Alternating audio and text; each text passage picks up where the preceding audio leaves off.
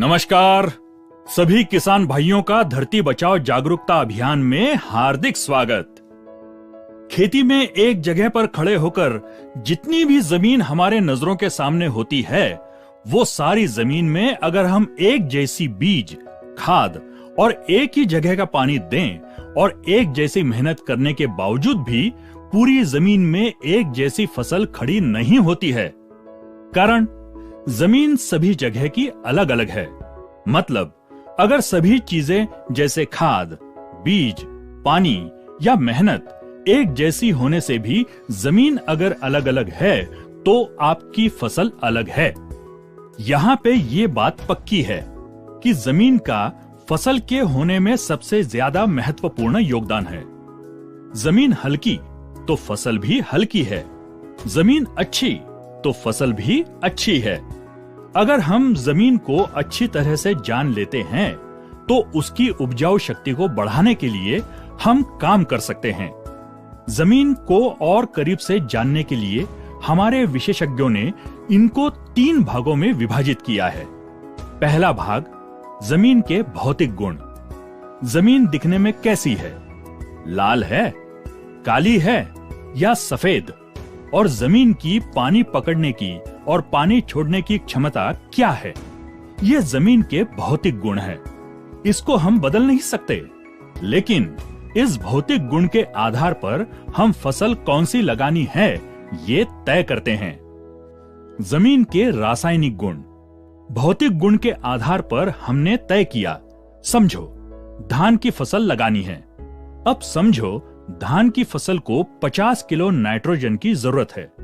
जमीन में हमने देखा कि 25 किलो नाइट्रोजन उपलब्ध है, तो किसान क्या करेगा? 25 किलो नाइट्रोजन खरीद के जमीन में डालेगा। इसका मतलब ये जो भी तत्व हैं, जैसे nitrogen, potassium, phosphorus, copper, zinc, boron, calcium इत्यादि, ये सारे तत्व जमीन के रासायनिक गुण में आते हैं और इसके ऊपर आज तक किसान काम करता आ रहा है। इन तत्वों के ऊपर काम करने के लिए किसान के पास 2 रास्ते हैं। एक तो किसान रासायनिक खाद या कोई बाजार में उपलब्ध उत्पाद के माध्यम से उसे पूरा करता है, या तो किसान गोबर की खाद या कंपोस्ट की खाद के माध्यम से पूरा करता है। गोबर की खाद या कंपोस्ट की खाद में क्या है? तो इसमें संपूर्ण तत्वों का भंडार है जो इन खादों के माध्यम से फसल को मिलता है। इसका मतलब आज तक किसान इसी भाग के ऊपर काम करता आ रहा है। जो दूसरा भाग जमीन के रासायनिक गुण, जमीन में उपलब्ध तत्व और फसल के जरूरत के अनुसार तत्वों को कम ज्यादा करना। अभी हम देखेंगे कि ये 2 भाग भौतिक गुण और रासायनिक गुण के अलावा ये तीसरा भाग क्या है और हमारे लिए जरूरी है क्या, तो ही हम इसके ऊपर काम करेंगे अथवा नहीं करेंगे। तो तीसरा भाग है जिसको हम बोलते हैं जैविक गुण। जमीन के जैविक गुण में जितने भी जीव जीवाणु हैं, वो इस भाग में आते हैं। अभी ये हमारे लिए जरूरी है क्या? इसको जानने के लिए हमें क्या करना है? हम अपने खेत की थोड़ी सी मिट्टी लेंगे और उसी के 2 भाग करेंगे। एक भाग को हम 160 डिग्री सेल्सियस से 500 डिग्री सेल्सियस में गर्म करेंगे। ये कहां पे करेंगे? तो लोहार के भट्टी में जाकर करेंगे। फिर इसको ठंडा करेंगे। उसके बाद उन दोनों भागों में बीज डालेंगे। जिस भाग को हमने गर्म किया था, उस भाग में से बीज कभी नहीं निकलेगा। ऐसा क्यों? अभी देखो, जिस भाग को हमने 160 डिग्री से ज्यादा की तापमान में गर्म किया, तो उसमें जो भी जीवाणु थे वो सारे खत्म होने से बीज नहीं निकला। इसका मतलब बीज निकलने की प्रक्रिया किसके माध्यम से होती थी? तो जीवाणु के माध्यम से होती थी। ये एक काम हो गया। अब दूसरा काम देखो, हम किसान लोग जब खाद जमीन में डालते हैं तो क्या ऐसा करते हैं कि फसल के इधर की मिट्टी हटाकर मूलियों को देखकर खाद डालते हैं? नहीं, हम क्या करते हैं, जैसी मर्जी खाद को जमीन में फेंक कर आते हैं। अब खाद तो मूलियों के पास नहीं गिरता, वो तो कहीं पर भी गिर जाता है। और फिर भी अगर 2 दिन बाद हम देखें तो फसल में बदलाव होते हैं। वो डाली हुई खाद फसल में लग जाती है। तो खाद और फसल के बीच कुछ तो हलचल हुई है। क्या ऐसा हुआ कि खाद चल के फसल के पास आ गई, या ऐसा हुआ कि मूलियां बाहर आकर खाद को खाकर अंदर फिर चली गई? नहीं, ऐसा कुछ भी नहीं हुआ। इस कार्य में सबसे महत्वपूर्ण काम जीवाणु का होता है। मुझे बताओ कि क्या जो खाद आप डालते हो वो खाद फसल एक ही समय में उठा लेती है क्या? नहीं। तो क्या जो खाद हम लोग डालते हैं वो खाद खुद को इकट्ठा करके रख सकती है क्या? नहीं। तो जीवाणु क्या करते हैं?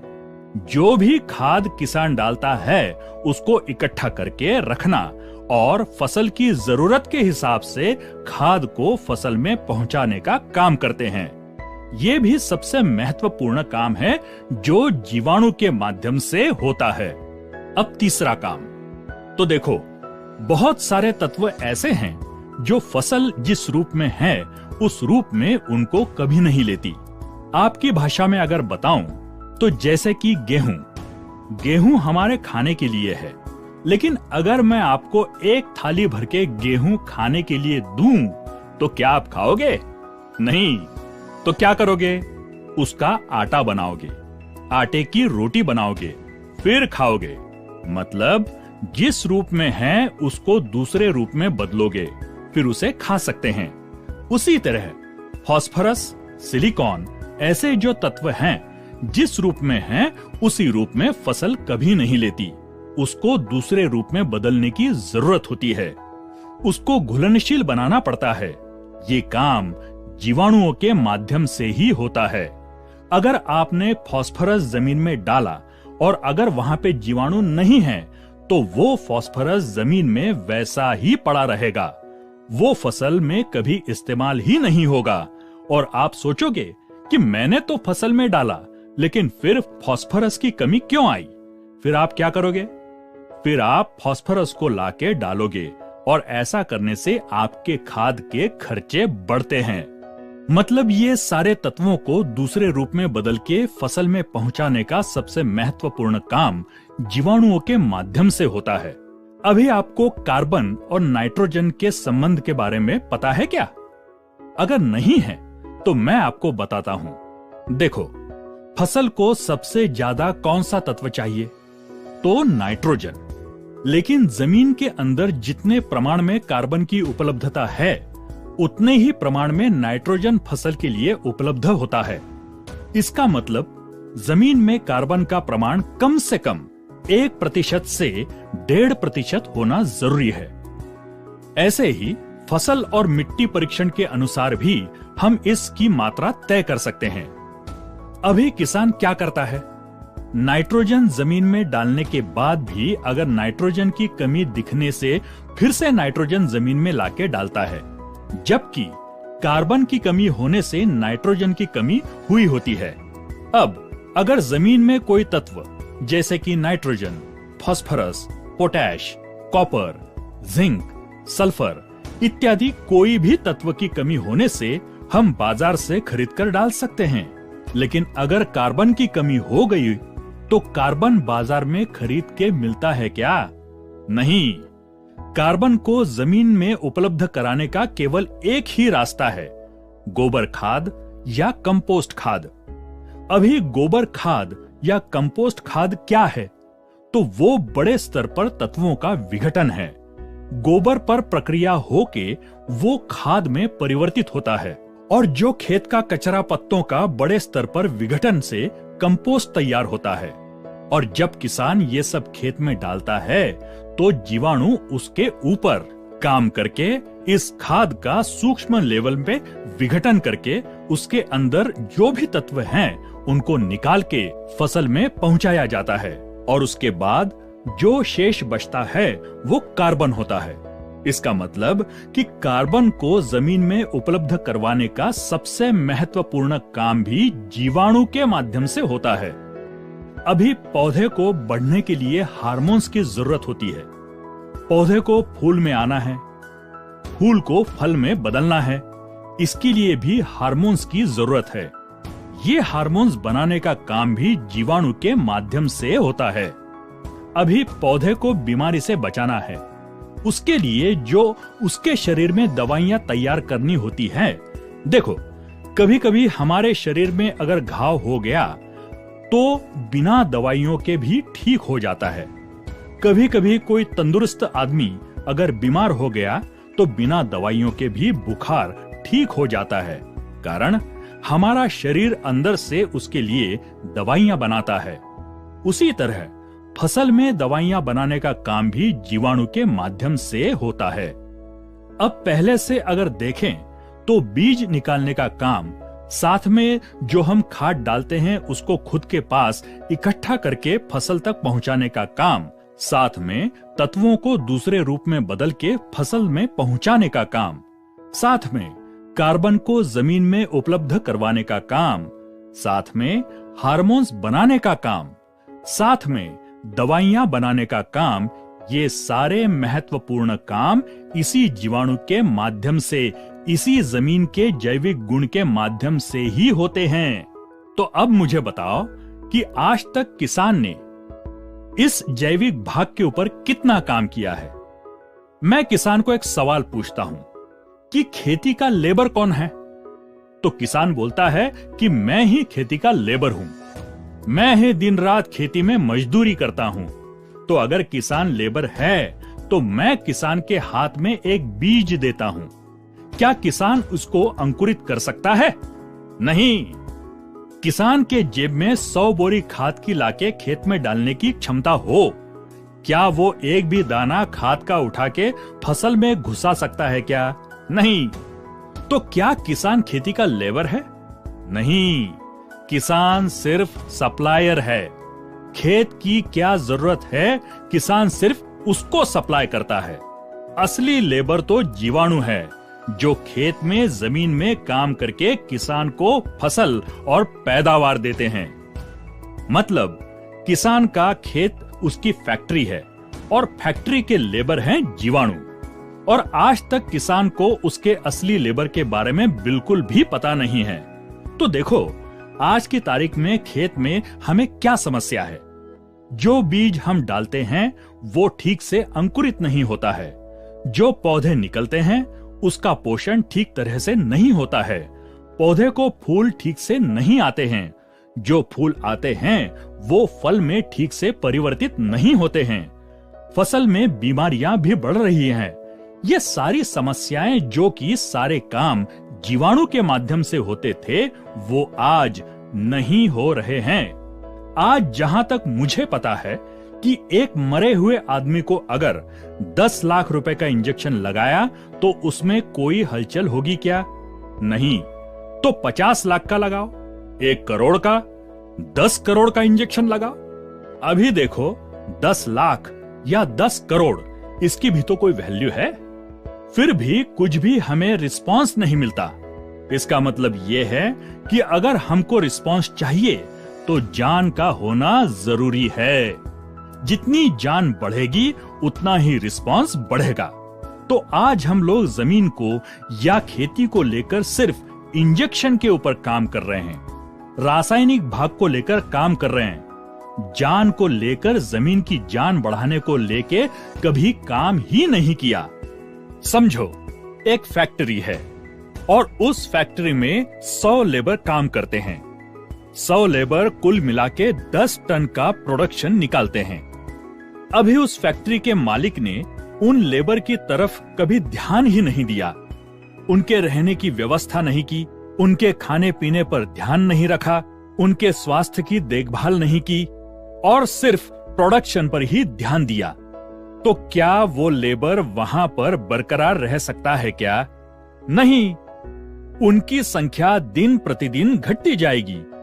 100 लेबर से उनकी संख्या घटकर 30 पर आ गई और मालिक को 10 टन का प्रोडक्शन चाहिए। तो मालिक क्या करेगा? ज्यादा मात्रा में कच्चा माल फैक्ट्री में लाके डालेगा। अभी आप मुझे बताओ, 100 लेबर से होने वाला 10 टन प्रोडक्शन 30 लेबर से होगा क्या? नहीं, मालिक ने कच्चा माल बढ़ाया। सच तो ये है कि उसे लेबर की संख्या बढ़ानी चाहिए, साथ साथ उनकी देखभाल करनी होगी। ऐसा करने से फैक्ट्री में 10 टन ही क्या, उससे ज्यादा प्रोडक्शन निकाल सकते हैं। फैक्ट्री में लेबर की संख्या, ताकत, खेत में जीवाणु की संख्या और ताकत बहुत मात्रा में कम हुई है और उसके कारण पैदावार कम हुई है। तो हम पैदावार बढ़ाने के लिए लेबर को यानी जीवाणु को बढ़ाने के बजाय खेत में फैक्ट्री में कच्चा माल ज्यादा डाल रहे हैं, जो कि रासायनिक भाग यानी कि इंजेक्शन के ऊपर काम कर रहे हैं। तो क्या आपका फैक्ट्री का प्रोडक्शन बढ़ेगा क्या? नहीं। तो अब हमारे केरन कंपनी ने क्या किया? तो उन्होंने अब ये तो बात पक्की है कि एक ही जीवाणु सारे काम तो नहीं करता, हर अलग अलग काम के लिए अलग अलग जीवाणु हैं। तो कंपनी ने जमीन के अंदर काम करने वाले जितने भी जीवाणु होते हैं उन सभी को ढूंढ के निकाला और इन जीवाणुओं की संख्या जमीन के अंदर कैसे तेजी से बढ़ेगी और तो और उन जीवाणुओं को काम करने के लिए बढ़िया से बढ़िया वातावरण कैसे तैयार कर सकते हैं, इस पर प्रयोगशाला में संशोधन करके बायो ऑर्गेनिक सॉइल सॉल्यूशन बॉस, ओरिकेन, ओनिटॉन और कैमिटॉन तंत्रज्ञान विकसित किया। सभी तंत्रज्ञान को जमीन में इस्तेमाल करने से या जलाने से जमीन के अंदर के फायदा करने वाले जीवाणुओं की संख्या करोड़ों की तादाद में बढ़ती जाती है। वैसे ही उन जीवाणुओं को काम करने के लिए पूरक वातावरण भी तैयार होता है। इस वजह से किसान की उस जमीन की ताकत बढ़ती है और जमीन में जीवाणुओं के माध्यम से होने वाले सारे काम बहुत ही तेजी से होना शुरू हो जाते हैं। किसान जितना भी कच्चा माल रसायन खेती में डाल रहा है, मेहनत कर रहा है, उसका भरपूर रिटर्न्स किसान को उसके खेती से दिलवाना शुरू कर देता है। बॉस, ओरिकेन, ओनिटॉन और कैमिटॉन का इस्तेमाल किसान खेत में अलग अलग तरीके की स्लरी के माध्यम से भी कर सकता है। अगर किसान ऐसे करता है तो उसकी जमीन बहुत ही तेजी से रिस्पांस देने लगेगी और मेरे अनुभव अनुसार वह फसल किसान के उस एरिया की सबसे नंबर 1 फसल रहेगी और उसके जमीन की पैदावार क्षमता भी बढ़ेगी। मैं किसान को एक बात हमेशा बोलता हूँ कि देखो, आपकी आधी से ज्यादा जिंदगी कौन सी खाद अच्छी है, कौन सा बीज अच्छा है, उसको ढूंढने में गई और आज भी आप उसे ढूंढ रहे हो। 3 महीने अगर आप हम जैसे बोलते हैं वैसा अगर करोगे तो मेरा दावा है कि आपको उसके बाद कोई भी चीज ढूंढनी नहीं पड़ेगी। हम आपको पूरे खेत में डालने को नहीं बोल रहे हैं। तो जितना आप डाल सकते हैं उतने थोड़े एरिया में यानी कि खेत में डाल के देखो। अगर आपके जमीन में फायदा हुआ, बदलाव हुआ, तो आपको किसी के विश्वास की जरूरत नहीं। उसको लेके आपके पूरे खेती को, पूरे जीवन को कैसे बढ़िया बनाना है वो आप तय कर सकते हैं। क्योंकि पूरी दुनिया में क्या हो रहा है उससे ज्यादा आपके खेत में क्या हो रहा है वो ज्यादा जरूरी है। हमारे जो भी सहयोगी आपके पास आ रहे हैं उनसे आप फसल के अनुसार उसमें हमारी ये टेक्नोलॉजी किस तरह से इस्तेमाल करनी है उसकी पूरी जानकारी आप ले सकते हैं। हमारे इस कार्यक्रम को आपने ध्यान से सुना, आपका कीमती समय इसके लिए खर्च किया। इसके लिए सभी किसान भाइयों को मिशन धरती बचाओ जागरूकता अभियान और केरन की तरफ से बहुत बहुत धन्यवाद।